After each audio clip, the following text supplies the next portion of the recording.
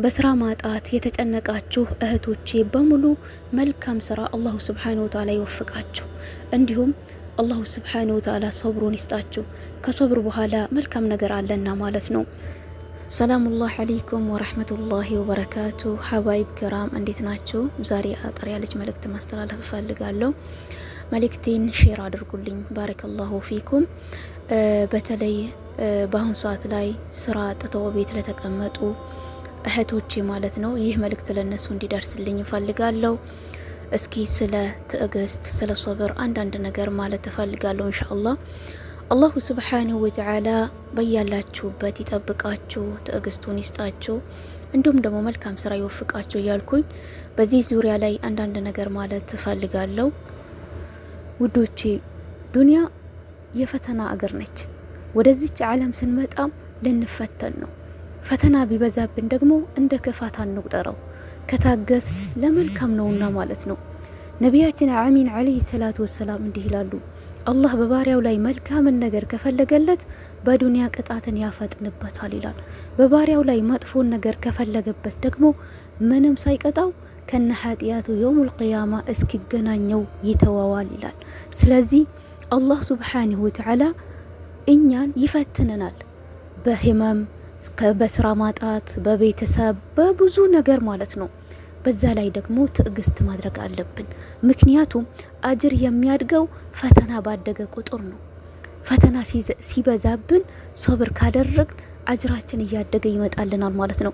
አላህ ሱብሓነሁ ወተዓላ ህዝቦችን ከወደዳቸው ይፈትናቸዋል፣ በብዙ ነገር ይፈትናቸዋል። አላህ ስለሚወደን ነው። ትዕግስት ካደረግን በዚያ ነገር ላይ አላህ ሱብሓነሁ ወተዓላ ትልቅ አጅር ትልቅ ምንዳን ይሰጠናል ማለት ነው።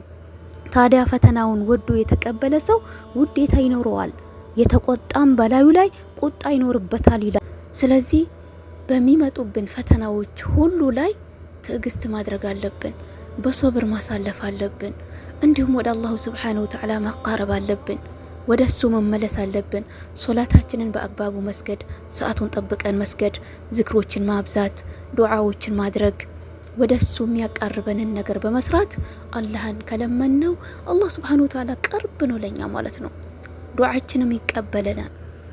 ሶብር የሁሉም ነገር መፍታህ ናት ማለት ነው። ወሊዛሊከ በኢስላም ውስጥ ሶብር ትልቅ ስፍራ ይሰጠዋል። ምክንያቱም የብዙ በጎ ነገሮች ቁልፍ ስለሆነ ማለት ነው። ሶብር ማድረግ ትልቅ ጥቅም አለው።